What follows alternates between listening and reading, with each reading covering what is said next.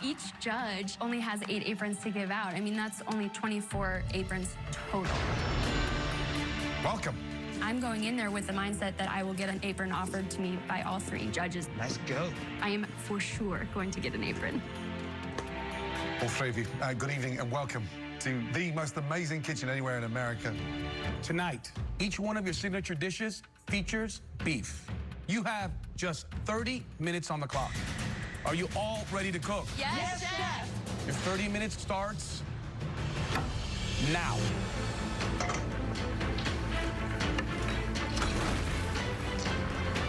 All right, guys, so we have 8 aprons to give away. You know, what I'm looking for is discipline. Can they absorb like a sponge? And that hunger to learn more. And how much better can I make them across this journey? I'm thinking about how grandiose are their ideas. Are they big thinkers? Are they creative and open to new ideas? My 8 aprons, I'm looking for someone who shows confidence, but you gotta be willing to take direction, admit to what you don't know, and be willing to learn. So when I look, I gotta see someone who can win this competition. Jannie, give us an insight to the dish tonight. I'm making my Cambodian beef skewers with green papaya pickle and a coconut rice. It is from my heritage and my culture. Cambodia, some of the best food I've ever eaten.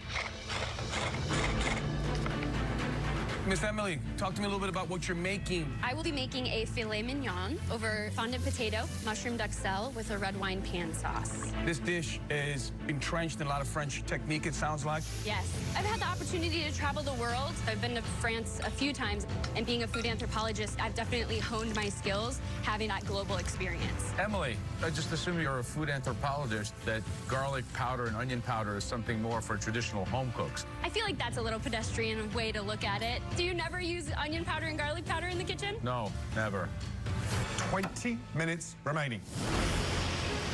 Bowen, give us an insight to what you're making. I'm making a lion head meatball, a soft-boiled egg stuffed inside of meatball. So it's a Scotch egg? Yes. So, Bowen, who'd you learn your cook from? I learned from my father. My father is just like Chinese version of Gordon Ramsay. He always yelling at the kitchen. Is Gordon big in China? He's famous everywhere. How about me? Am I famous in China? Of course, famous. Yeah, as famous as Gordon. Oh, you're trying to give me trouble, huh? Guys, we are down to 7 minutes left. They look good, Bowen. Of course, always. Jannie, you just chose to put the beef on. Is that because you wanted the beef to marinate sufficiently? Yes. It's going to be full of flavors, very bold. I know you guys will enjoy it.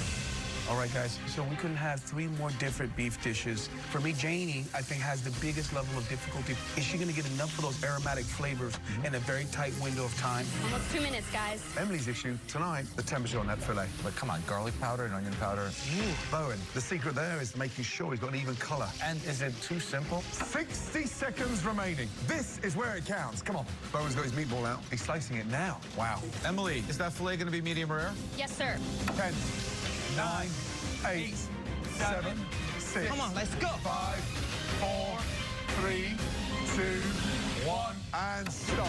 Hands in the air. Wow. Well done. Wow. All 3 of you, bring your dishes down to the front, please. Thank you.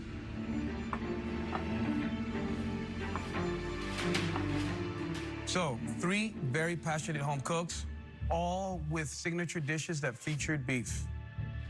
Let's taste. Jannie, describe the dish.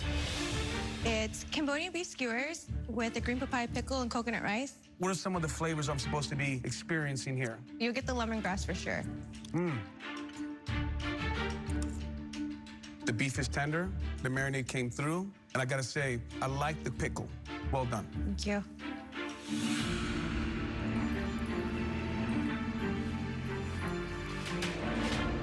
Very sweet. I like my beef a little bit on the sweeter side because I put honey in it. Thank you. You're welcome. And inside the rice? There's coconut milk and ginger and a little bit of salt. Tastes quite nice. This is traditionally a street food dish. It needs heat, bit of chili. So you've got something that's that sweet, then you need to balance it out with that heat. Thank you.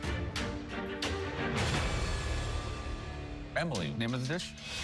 This is a filet mignon over fondant potato, mushroom duxelle, and a red wine pan sauce. Let's see. Medium rare. And what did you season it with? Onion and garlic powder. My apologies. You don't have to apologize. There's just a right way of doing things.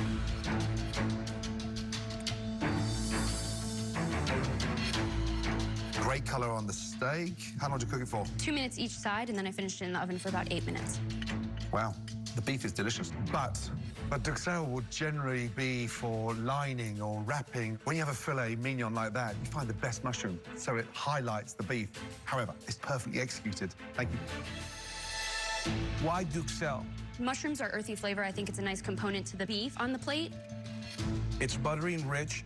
I like the duxelle. That's my favorite part of this dish. But you need to bring in, for me, a little bit more acidity, but perfectly cooked. Bowen, describe the dish, please. This dish is called lion head meatball, stuffed with soft-boiled egg, served with radish pickle. And what's inside the ground beef? Scallions, water chestnut, ground ginger, ground garlic. It looks weird, but it actually tastes delicious. The ground beef is seasoned beautifully, and I've got that nice richness from the egg. Good job. Thank you. Bowen, have you made this dish before? Yes. What I'm tasting is a beautiful texture of the beef.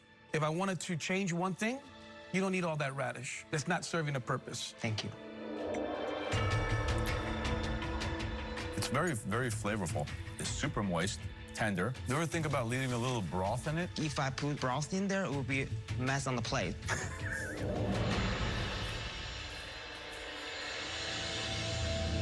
Great job, all of you. Here's the deal. You only have to impress one of us to win an apron.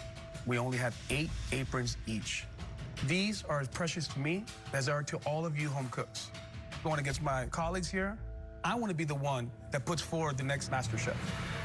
You might have multiple offers from all 3 of us. If that happens, it's down to you guys to choose who you want to be your mentor throughout this whole competition. I saw a lot of bright spots, but my standards are super high, and I've not seen enough. That's 3 no's for me. All right. I think there's one home cook that has the potential to be the next MasterChef.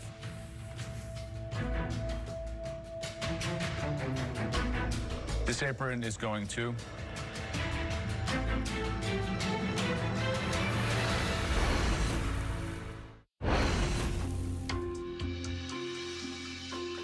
This apron is going to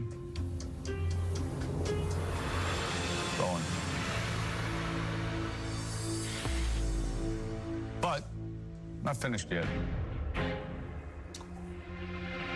Sometimes what it means to have the potential to be the next MasterChef is not always in the plate. Emily, you and I haven't exactly bonded. You're tough. Are you worth this apron? Absolutely. I'm a sponge. I'm going to soak up every ounce of wisdom that you bestow upon me. What you just said is the very reason why I'm going to give you this apron. Don't let me down. Wow. Gordon, I guess it's up to you now. I do have 1 apron to give out.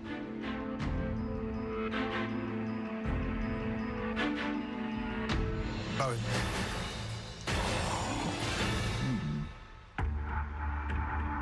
So, Jannie, this means that you'll be leaving the kitchen without an apron. Bowen, you have an apron from Joe Bastianich, restaurateur, probably the best in the world. And you have an apron from one of the best chefs in the world. Who is going to be your mentor? His father is a mini-me. And now you have the real opportunity to be with me, so there's no choice. Joe, this is the single greatest day of your life because I am the greatest mentor in the history of the biggest cooking competition in the world. Bowen, who is going to take you to the top of the culinary world?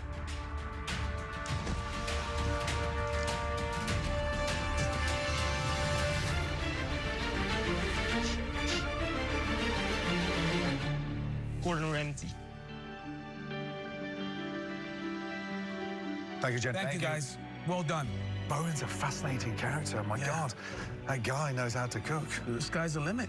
Emily, she's confident. You know, I didn't love the play, but I like the girl. I think she could really go far.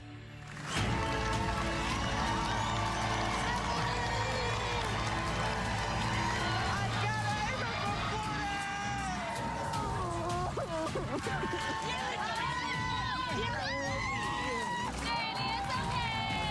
proud of you, baby.